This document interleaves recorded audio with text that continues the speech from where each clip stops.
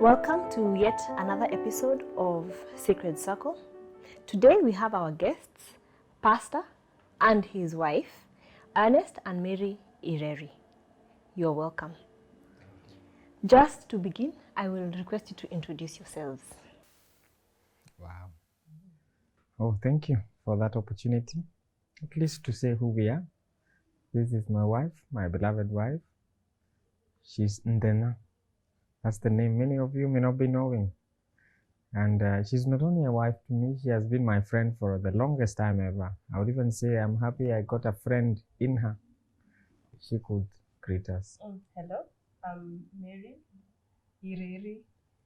I'm humbled to share a name with my husband right over here, and we are humbled to be in this program. Asante sana. So we'll just go right into it. Maybe you can tell us how you met.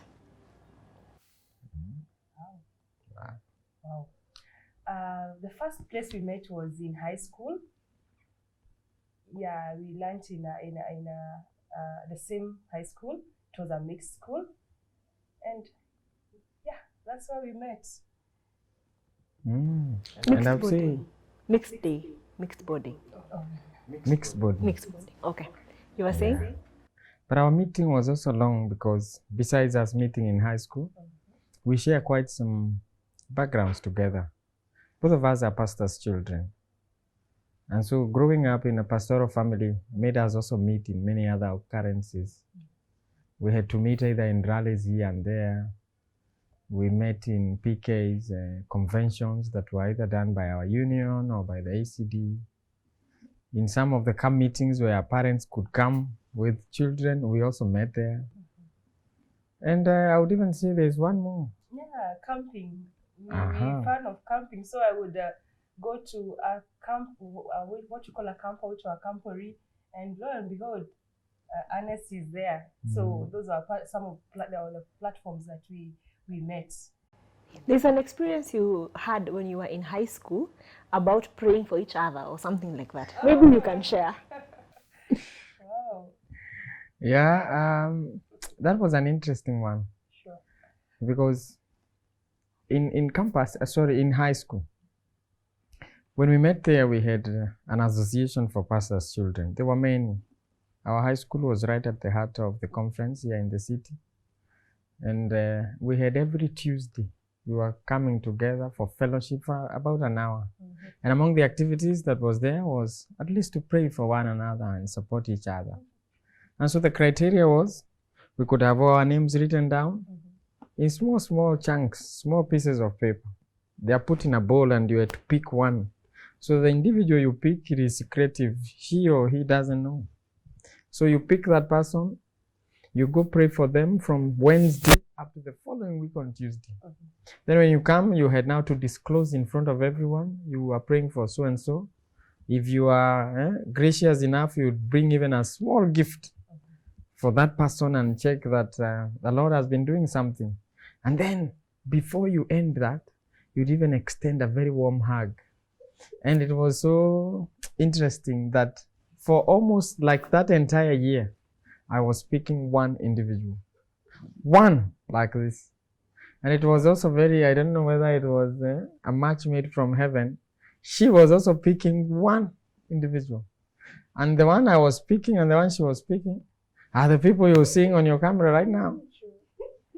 Yeah, and I remember a fellow PKs, pastors' kids, began complaining, you people, every time, if it is not Mary, it's Ernest. If it's not Ernest, it's Mary. And they were making fun of that.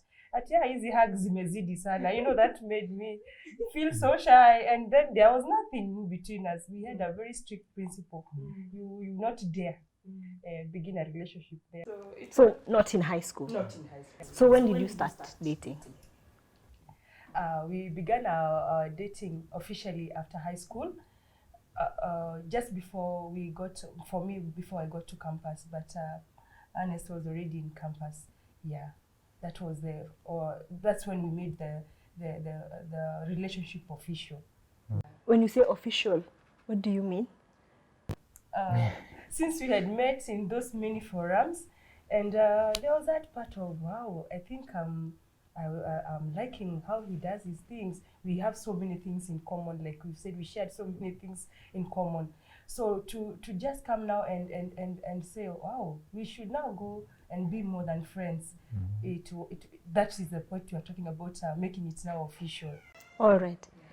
So during dating, how long did you date for before you got married? I would say it's even good. I need to think how long that was.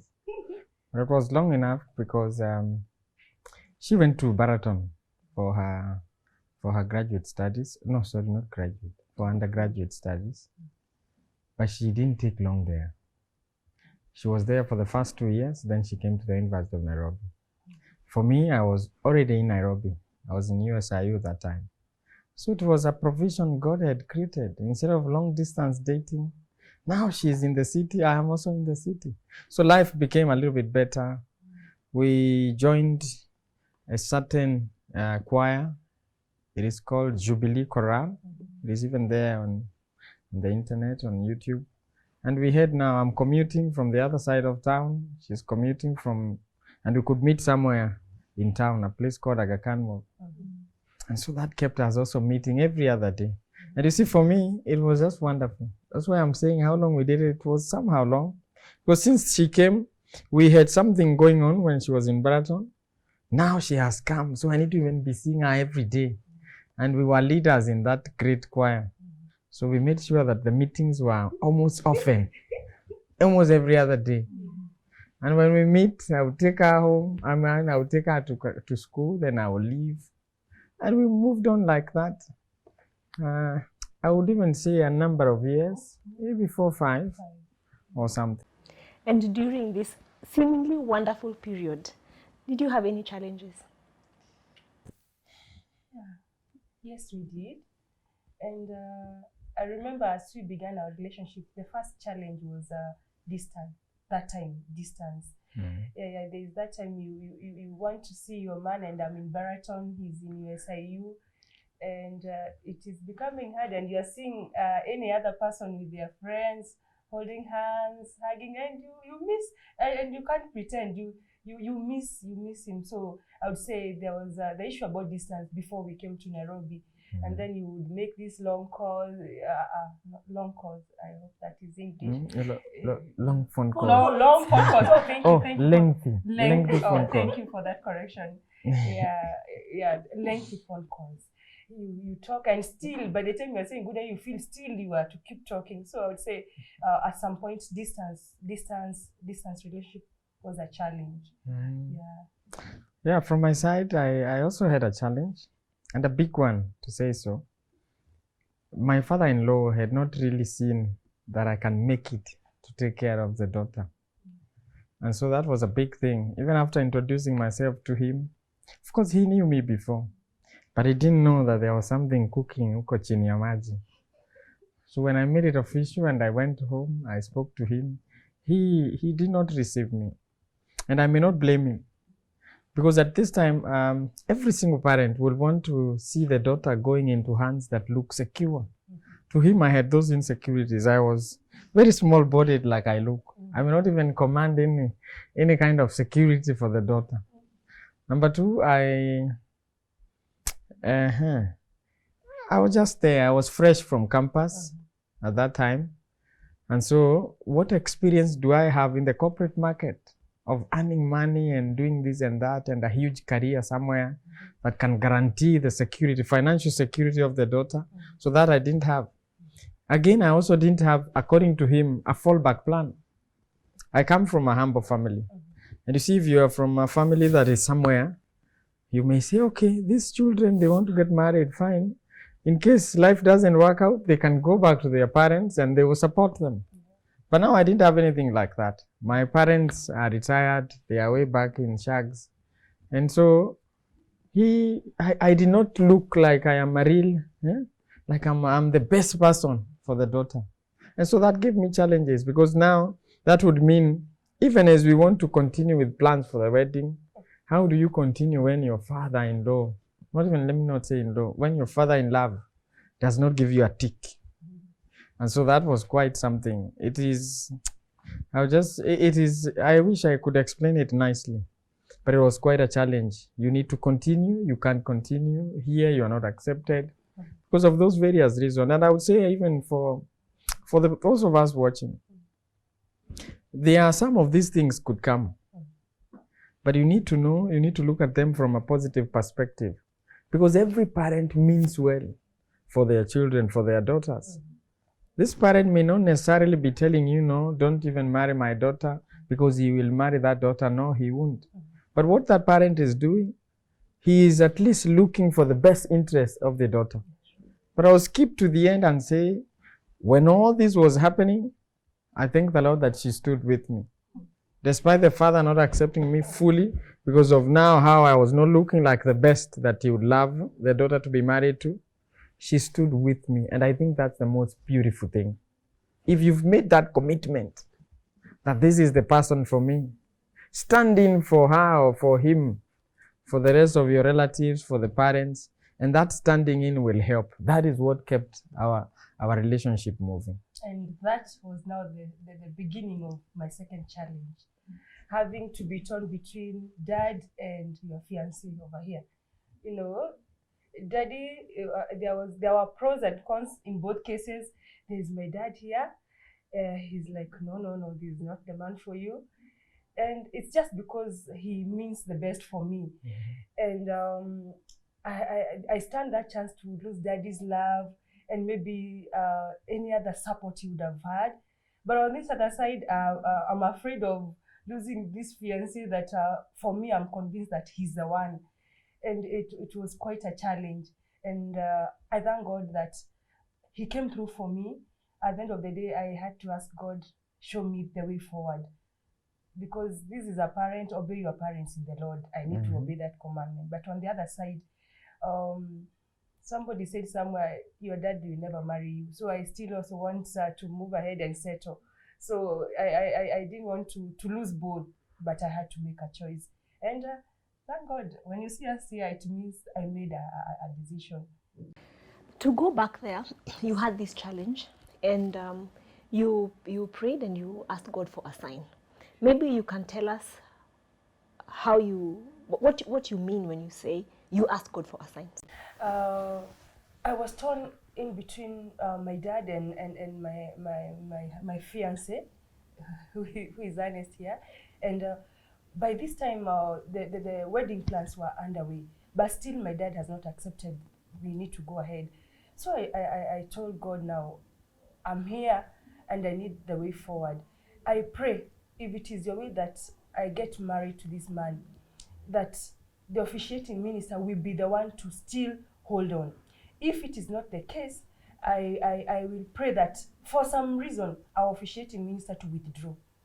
That was my prayer. Your officiating minister knew everything. Yeah, he knew everything. Because by the time we are planning about the wedding, actually we've already begun counseling sessions and all that. So I prayed that for some reason, if he withdraws, I know that this is not God's plan. And I waited. And I remember at that time, it almost worked like it was negative, because I remember my dad writing, it's called a what letter? The one that inasimamisha harusi. Yeah, he wrote to our officiating minister. So that time now I was holding my breath and saying, what? My dad has already written this letter. So now if the officiating minister now says, what? With your parents saying now, with your officiating minister saying that the letter has already been written, that is it. I would know now that is the end. But then when he got the letter, he called us and he told us this is how it is. But then, to cut the long story short, is he still told us, depending on what you feel, we'll pray about it and move on. And for sure, we had nothing else but to move on with the plans. And he himself, until the end, he's the one who officiated. So for me, it was a clear sign that this is the way to go. And God answered that prayer. God answered that prayer in that sense. So, Pastor, in this program, we have spoken about this concept of asking God for a sign. Maybe you can just briefly tell us what this is. What do you mean, ask God for a sign? What do you ask for when you're asking for a sign? Wow, yeah. I would start by saying we have a God in heaven who is involved in even the minutest affairs of his children. It could be anything. It could be in your academics. It could be in a relationship like ours. God is still involved because we are his children. He tells us in 1 Peter 5:7 that we cast our cares upon him. And Swahili says it better. Huwa anajishughulisha na fedheha zetu. Kizungu just says, you know, kujishughulisha is to say he is involved in even the smallest affair. So when you reach a point of you need to make like a way forward, like I would say in this relationship, as a point when things were this hot, you would even begin now to doubt. Does it mean these are opportunities that the Lord is bringing in to let us know that this relationship is not right, it's illegal? How do we go forward? Maybe later we are going to be regretting and saying, I wish we followed what was happening. I think Daddy had the best at heart. Other people that were on his side would tell us, no, you can break this relationship and maybe the Lord has somebody else for you. And at such a time, you will need to go back and try and struggle with the Lord and ask him, what is his will? And you see, his will not be somewhere in the sky. It is written or you need to read it somewhere. You wrestle with him in prayer. You tell him, God, these are the issues surrounding, but you've still kept me alive. Let me know for sure what is your will. And there are points when you even put things on the table, like in those narratives of scripture, that Lord, if it is your will, tomorrow, let the one who will hug me be my father-in-law. And God will do exactly that. If he wants you to know through that is the way forward, he will even bring that father-in-law. You will just find him at the door. And if you feel you are not yet contented, you will say, okay, God, I think there you've passed to my Peter Max Kumi out of 15. Let him come back the following day. And God will bring him up. Why? There's nothing, we are told nothing is impossible with him. But what he wants to do with you is by him showing himself, manifesting himself to you so openly, he is strengthening that bond between you and him as your father. So asking for a sign, I would say, is biblical. Not all the signs, because there are also those things that are already plain. What I should not ask God for a sign, it is what he has made explicit in his word. If it is now, like, let's a good example. He tells us when we are choosing our people to get married to, or friends, we should not be equally yoked with unbelievers. That is his sure word. He has put it in scripture. It is in black and white. So why will I go and pick such a person and I will say, God, show me a sign whether it is not this one? There's no sign there because he has already put it in scripture in black and white. But where you think there's a gray area, he has not yet, you are not even sure what to do. Or maybe you are torn between two ladies and you think the time is ripe and you don't want to be called out there that you know you are a player. Tell God, here I am now spoiled of choice and these are your daughters. And you know what is in each of them and in me. Show me where we can at least be compatible and move on. And just relax and the Lord will do something. He will show you the way. So it's okay. Amen. It's okay. Thank you. So when was the wedding? 26th December 2011. How many years are those? We are in our 10th year. By the way, that is serious, eh? We thank the Lord. We thank the Lord.